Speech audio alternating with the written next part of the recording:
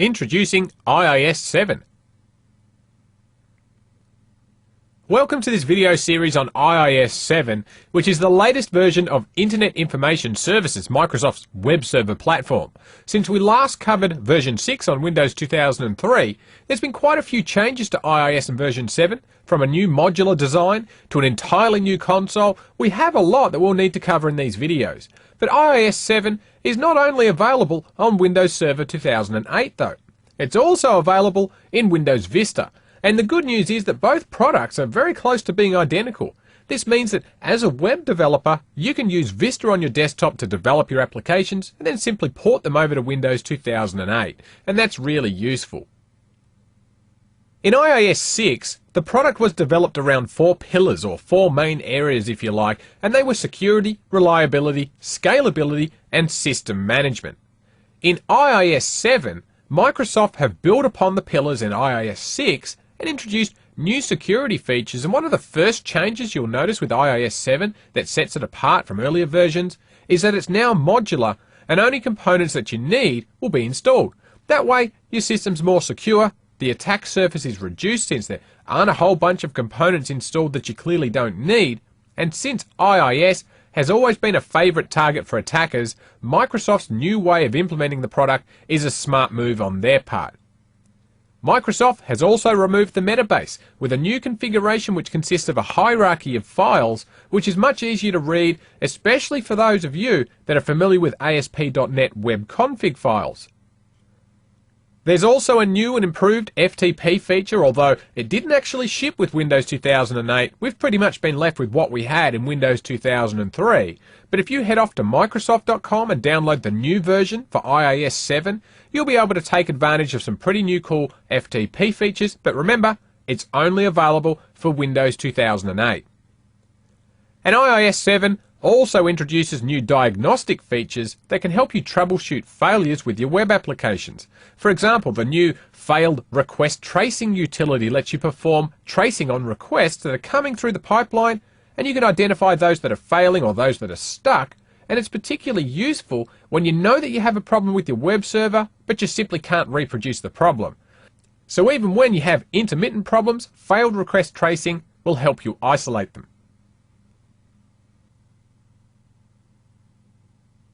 Alright, well, there's a lot of new features with IIS 7, so rather than sit here all day looking at slides and discussing what's new, let's just get started and install IIS 7, and we'll see and talk about these new features along the way. So we'll go and launch the Server Management Console by clicking on this grey server icon here next to the Start button. And then in the top left, we'll choose Roles. And over on the right, we'll click on the Add Roles hyperlink. And this is going to start up the Add Roles wizard, so we'll click Next. And at the bottom here, we're going to choose Web Server IIS. And this will pop up a new window here telling us that we'll also need to install these other dependencies as well, which includes the Windows Process Activation Service and these 2 additional subcomponents. So we'll click on Add Required Features, and then we'll click Next. Now we'll get another screen here which tells us some more information about the web server role, and it gives us a few hyperlinks here that we can click on to get some more information about IIS if we need, but we'll skip those. We'll click Next, and now we'll need to choose what role services that we want to include in our installation.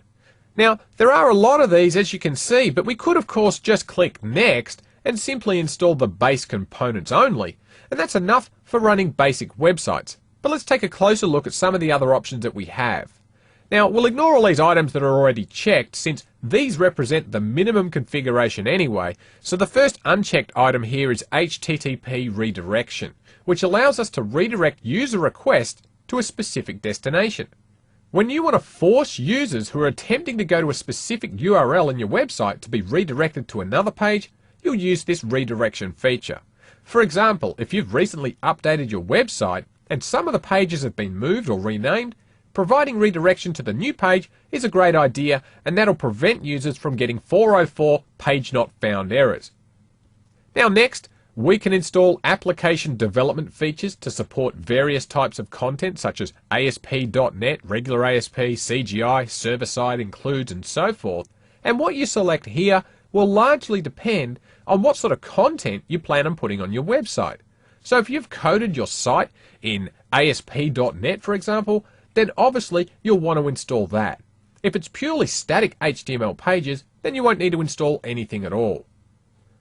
Now if we scroll down a little bit further under the Health and Diagnostics section, we've got additional health and logging tools we can use to troubleshoot and manage our web servers and applications. So I'm going to choose to install all of these things here, since we'll be looking at these things later on in this series of videos. Now underneath the security heading, we can choose what type of authentication we'll be using for our web server, and we'll be talking about security in another video. We've got performance options for compressing our content either statically or dynamically. We can install various management tools, but by default only the IIS management console will be installed, although we're also able to install remote management tools as well as the IIS 6 management capable tools, which we will require if we want to use the last feature down here, the FTP publishing service. So if we select FTP, you'll see here that it's going to ask us to install the IIS 6 management capability, so let's add that in, since we'll be talking about FTP as well in these videos. Now, since the intention here is to pretty much cover everything in these videos, I'm going to install everything, although I wouldn't recommend doing that in a production environment. For example, if you only need to serve up static pages to your visitors, you won't need to do anything except leave the defaults as they are. If you aren't using FTP, don't install it. Now, since IIS 7 is now modular, you only need to install what you really need and then skip the rest. That way, your system is more secure, the attack surface is reduced since there aren't a whole bunch of components installed that you clearly don't need. Alright, so we'll click Next here, and we'll get a summary of what we're going to install. So we'll click on Install, and the installation, of course, is going to begin. Now, since I chose to install everything, it's going to take a couple of minutes, so we're going to pause the video here, and we'll return once it's complete. Okay, all of the files have been copied and IIS is now installed, so we'll click Close. And up the top here, we can see that our server now has the server role of IIS defined. Now, I'm going to sidestep here for a moment and show you how to install IIS 7 on a Windows Vista machine. And I know that this really has nothing to do with Windows 2008, which is what we're focusing on, but since you might decide to develop your sites on Vista, it's going to help to know how to install it. Now, I've just switched over to another machine here that's running Windows Vista. So to install IIS 7, we'll go and click on Start, and we'll launch the control panel. And then we'll select Programs. And up the top here, we're going to choose Turn Windows Features On or Off. Then we'll expand Internet Information Services. And we've got 3 folders here which contain our FTP components, the web management tools, and all of the services that are required for IIS 7. Now, we're not going to go through all of these since it's the same as we've seen in Windows 2003, albeit presented in a different way. So simply run through the options that you need and then click on OK, and then these components will install.